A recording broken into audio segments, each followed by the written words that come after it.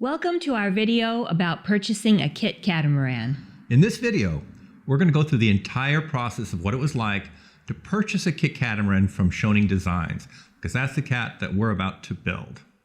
And that way you'll know what to experience if you decide to purchase your own Kit Catamaran. So let's get into it.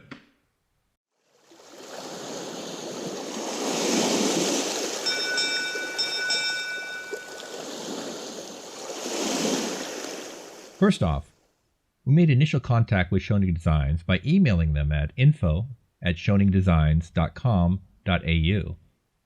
I basically said, I am interested in possibly building a kit for the Solitaire 1490.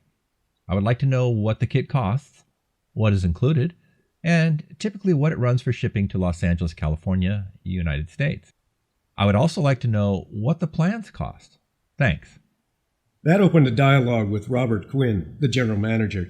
He immediately gave us a rough quote on the kit and plans with an approximate shipping cost to our location in Southern California. His answers were straightforward, which we appreciated. So far, his rough estimates have been fairly accurate, with no surprises. If you notice, we blurred out the price of both the kit and the plans. The reason for that is simply that the cost that you will pay will change. When you buy it, what kit you buy, it's all going to be different for you anyway, so it was no sense going over the price. Just drop an email to Schionning and you can get an accurate quote. I would like to note that those rough numbers were fairly accurate to the actual purchase later on. Then, they supplied me with a lot of other information about their kits, like what the build plans will be like, including the A1 blueprints for assembling all the panels, and the A3 technical drawings for explaining micro details. They also promised to supply drawings for deck hardware and various lists, as well as steering schematics and other guidance. Again, so far, this has all turned out to be true. In fact, we just received the new steering schematics in a 3D PDF. I had further questions, and Robert Quinn, a general manager, was kind enough to answer them all. One thing to note, right now there is only one Solitaire 1490 being built, so those are the only build images to look at online. We used them to get an idea of what the boat would be like, but this was not completely correct. Each builder may modify that boat themselves, though Schionning Designs recommends that any changes you make are approved by their team, but it is not required. Hull number 1 made some changes to the boat on their own, so not everything is how Schionning would expect the Solitaire 90 to turn out. Some things I asked about were, could I change from an owner's hull layout to a 4-cabin layout? The answer was yes. Could I have shaft drives instead of sail drives? Their answer was, we prefer shaft drives are used. It places the engine more forward so that it is more centrally balanced. And shaft drives are cheaper and easier to maintain. That's one of those examples where hull number 1 changed to sail drives by their own choice. And finally, I asked why were the kick-up rudders on hull number 1 configured the way they were, since I was familiar with a different layout. That was something else that hull number 1 chose to change. But Robert assured me that they would make it more like what I expected in the kit I received. Great. Now, no doubt, we will make some changes to our boat as well. That is the beauty of building your own boat. I'm not complaining about hull number 1's choices, only noting that some of them are not what will come in the standard version of the kit. So, now that Robert had assured me of several things and given me a lot of information, I felt comfortable in making the decision to purchase the plans for a Solitaire 1490. Next up, I requested a Zoom meeting with Robert and an engineer from Schionning. I wanted to discuss the concept model I had created in a 3D modeling package. I wanted to see if I could have some of the modifications I'd made to the boat, or if I had to take the kit as is. At this point, I want to note that many of the changes were out of the ordinary for a kit. Schionning is willing to modify their kit for you in the non-structural areas, things like the furniture in the salon or cupboards in the hulls. What they don't want you to do is start modifying the structure of the boat, as that will cause changes to the entire engineering of the boat.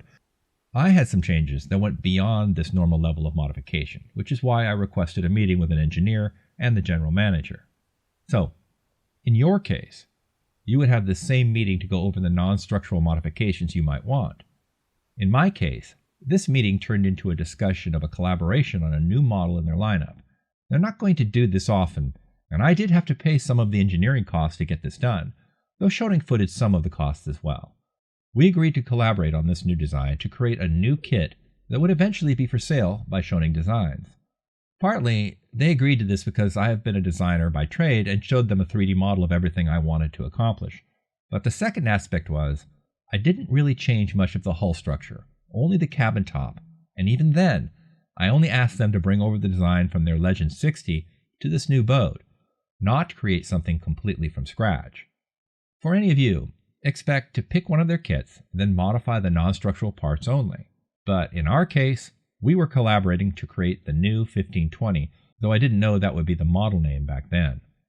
In that meeting, I was very pleased that they agreed to collaborate with me, and that they thought they could add everything I had put into the concept model. Sweet.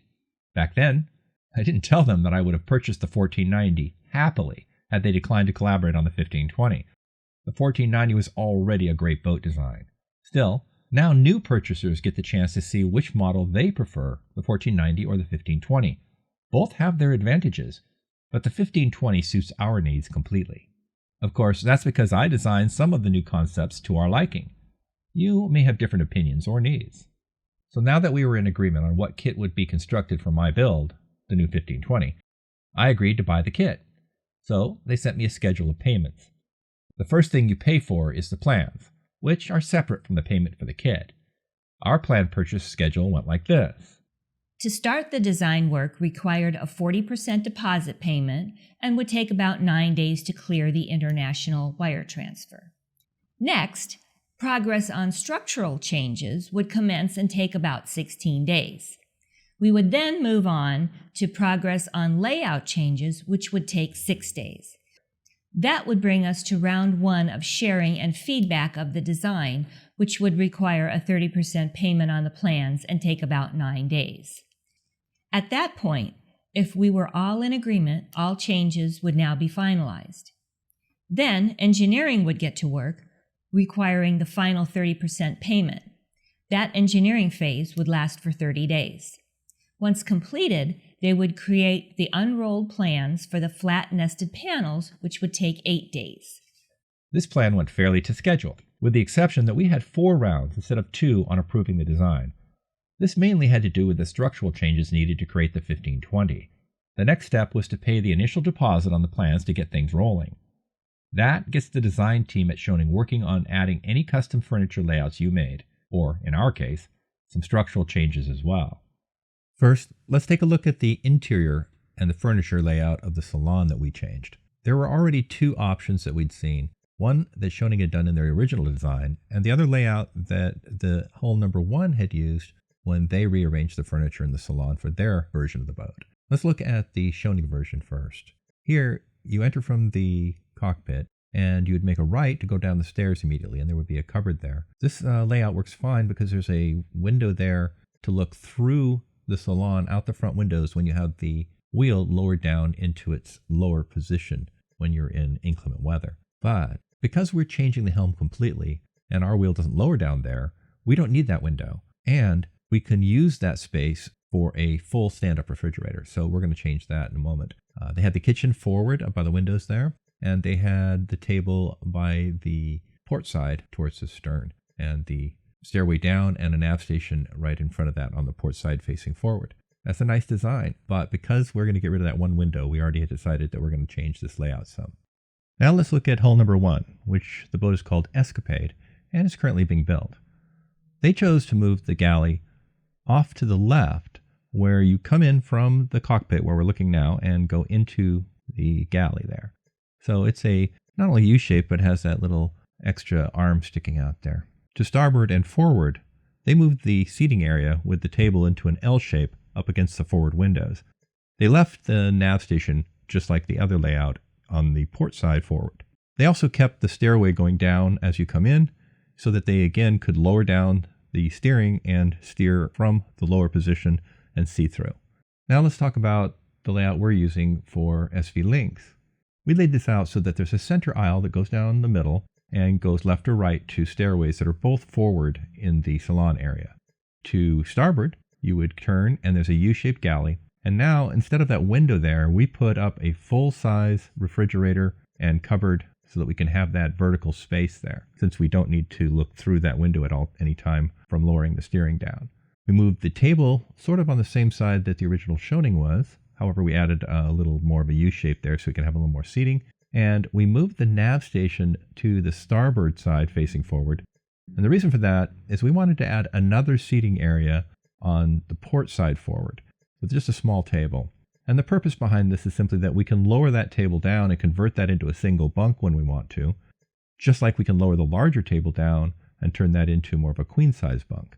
So that gives us 2 convertible sleeping areas up in the salon if we ever need to use them. Now we can leave the main table up in case there's people up, but convert the forward table into a single bunk, and now we have a place to lounge around there without disturbing the table area. And, for example, when the helmsman's on watch at night, they can convert that into a single bunk, go and rest there with an egg timer, and it still doesn't bother the main table where people might want to come and sit if they're still up. We moved the nav station over and put it on the port side because we wanted to sort of tie those 2 table areas together in case we had people sitting at both. And with the flip-up window between the cockpit and salon, it ties that bigger table into it as well. So you have one long area of seating and tables. Now let's go over the review process you'll go through once you make your changes. Once the deposit is paid, you will then go through several meetings with the design team until you approve the design. Most likely, your schedule will only need 2 rounds of this. In each of the 4 rounds we went through, Schionning sent me renders of the CAD model they were creating so that I could look them over and then use them as a basis of discussion in our meetings. These meetings took place on Skype. Let's take a look at some of the renders I received from Schionning from round 1. When I got these renders, for the first time I could see that they were tentatively calling the new design the 1540. And that was based on the new length of the boat in this design. Before I talk about what was good and what needed modification, just be aware that most of the things we had to discuss were due to collaborating on a new model. Your version of the kit will likely be nearly spot on right off the bat. Still, if there are a few minor modifications you still want to make to things like the furniture, you may request them in these meetings. Now, in our case, here are some of the changes we discussed. We added a hardtop for the helm. However, they designed it in an L shape, but because I wanted to drop enclosures down to make it into a small room for inclement weather, I wanted it made in a full rectangle. Number 2, the shape of the cockpit roof wasn't quite right.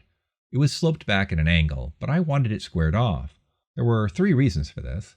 I needed room for more solar panels, I wanted to use the edge to hold onto while moving up the side deck, and I wanted to make the enclosure system easier to fabricate.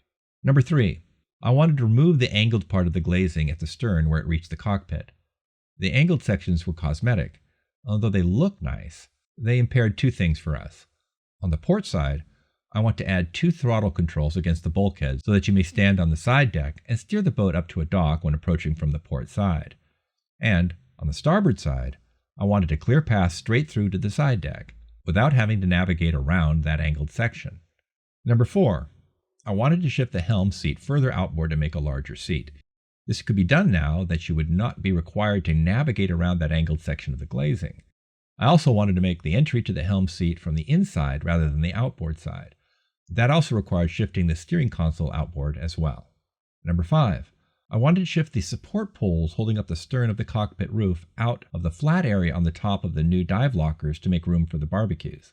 We agreed to shift them inboard, still mounted to the same bulkhead, and just straightened them up into vertical poles. Number 6, I wanted to change how the steps down to the sugar scoops were laid out, removing the section that went out over the water and shortening the step to increase the size of the standing area on the sugar scoops. This solved a different issue that Schionning had pointed out to me about my original concept. I had the holes extended to the point where, even loaded, the end of the sugar scoops would be above the water level, causing some slapping noise at times. By shortening the step, I could also shorten the whole boat slightly, and that solved that issue. Now, once loaded for normal cruising, the holes under the sugar scoops would be in the water. Number 7, I wanted to eliminate the large step down to the deck level from the path past the line handling area. This would require us to lose a little headroom in the stern cabin, but only over the bed, and it would require us to shorten the bike locker height by the same 3 inches. I thought that was acceptable.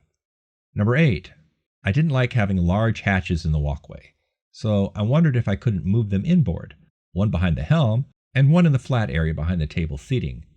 Robert suggested eliminating them completely by adding a new port light in the stab. So off their designer went to make the next version. 1 week later, with new renders in hand, we had round 2 of our Skype meetings. The new renders showed that they had modified the tentative model designation now to the 1520, since I had shortened the length a little with the sugar scoop modification request.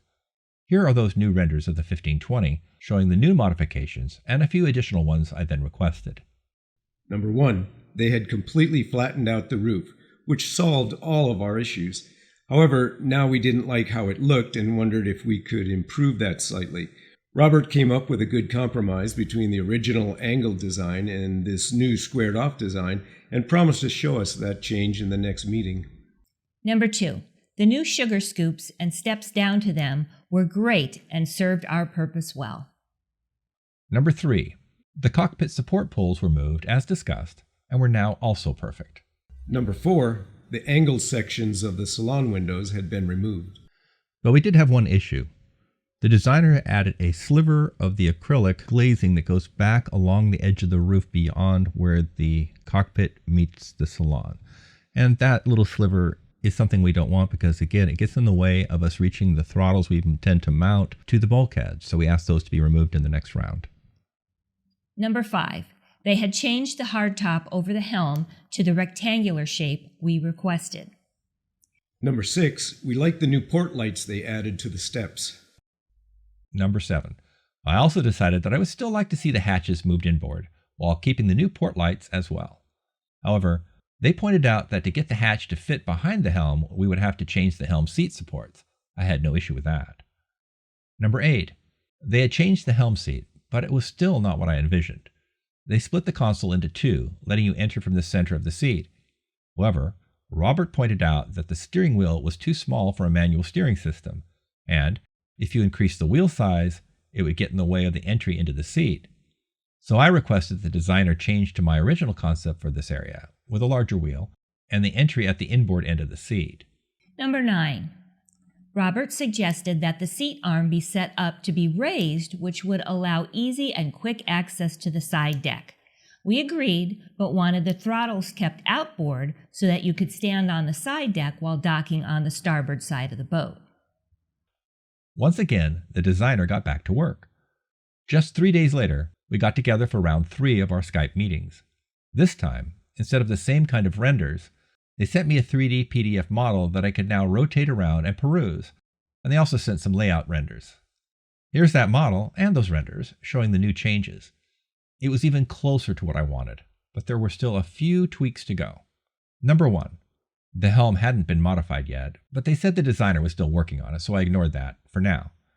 Number 2, these renders showed much more of the interior. One thing I noticed were the toe kicks that the designer had added. I loved them in the area where you must stand by a counter, but not under the tables, so I asked for those to be removed as that was unneeded extra work in the build, to which Robert agreed. Number 3, the changes to the center console of the galley looked good. However, we requested that additional storage be added under both freezers. The one towards the stern would have a large cupboard underneath, accessed from the center pathway. However, the freezer further forward would have a drawer underneath, accessed from the galley. Number 4, we also asked if we could add more storage under the floor of the salon, and they came up with 3 places where this was possible. Number 5, in the hulls, I asked to change how the door layout was set up. I wanted a common area between the 2 cabin doors so that the washer-dryer could be located there, where it could be accessed without going into someone's cabin. Number 6, I also asked for the seat back at the helm to be squared off instead of following the contour of the new cockpit roof shape. That ended the 3rd meeting, and just a few days later, we met again for our final round 4 Skype meeting. This time they supplied new renders and a new 3D PDF. Here's what they sent and the results. Number 1, the helm was perfect. The console was moved, the wheel was the right size, the arm could be raised, the throttles were on a small pedestal to outboard, and the seat was 3 wide. And they had added supports to the seat, which allowed the hatch behind it to open. The seat back was also now squared off. I even liked the sloped layout of the winches and clutches. Number 2, looking over everything, I found that just about every item was perfect. So that ended the meeting. But there is a number 3. I found a few more things to talk about. While inspecting the 3D PDF of the boat, I discovered that the beds were a bit short for my tall crew. So we figured out how to extend all 4 beds a few inches longer. I also wanted the washer-dryer on the starboard side to be lowered down to increase the amount of storage in the galley. But that's about it. They agreed to make those changes, so at that point, I approved the design and the plans could be completed. The next step was moving on to the engineering phase. When the engineers got a look at the design, they discovered that my concept for the salon cockpit roof had caused an issue. The inner stays were cutting across the deck at such an angle that you would need to do boat yoga to get past them up the side deck. This had to do with how the roof has a brow that extends over the side deck slightly. After some work, the designers came up with a solution. They moved the mount for the inner stays inboard, on the inward edge of the side deck. This gets them out of the way of the passage. However, unfortunately, it does make it so that the stay goes through the roof edge. So far, I haven't completely decided on what I plan to do about that. One option is to cut a hole through the brow for the stay. The second option is to cut a notch into the brow at that point. Thirdly, I might be able to trim back the roof slightly. How much I can trim the roof will depend on the width and mounting of the solar panels. So, I decided to have Advanced Materials Solutions ship the kit with the roof panel brow sections cut fully extended. I'll trim them back as far as possible once I see where the solar panels go. If they can be trimmed back far enough, then the inner stay might clear the edge, or only require a slight notch. Otherwise, I'll have to go with a hole. Fortunately, that was really the only engineering issue, and that was solved in a week or so. Now that we had the plan set, it was time to start paying for the kit. Here's the schedule they gave me for that. Number 1, the first payment toward the kit is 60%. Number 2, the kit manufacture takes 12 to 14 weeks. Number 3, a week before this manufacturing milestone is reached, they will invoice me for the final 40%. Number 4, the sea freight takes about 4 to 5 weeks from South Africa to Southern California. Number 5, clearing customs and the land freight time will take around 1 week. So we sent in the first 60% on schedule, and then sent the other 40% a little earlier than needed because the US to ZAR exchange rate was very good for a few days. Sending it in a few days early saved us a few $1,000s. Speaking of payments, you may make them in either Australian or South African funds. If you go with balsa, you'll be dealing with the Australian office. If you choose PVC foam, you could get that from the Australian office or the South African office. In either case, if you do not reside in that country, you'll need to arrange international wire transfers from your financial institution to their bank. Okay, so once you figure out how you wish to wire Schionning a payment, you just keep wiring payments on the schedule they supply. But that is just the plans and kit. There are many other things you have to purchase to finish the boat. So that's our video about the process that we went through to purchase our Schionning Designs Kit Catamaran. Don't forget to like and subscribe and click on the bell icon. And next week, you're going to get to find out what comes in the kit and, almost more importantly, what doesn't come in the kit and how you go about getting all of those other systems. So thanks for watching. We'll see you next week.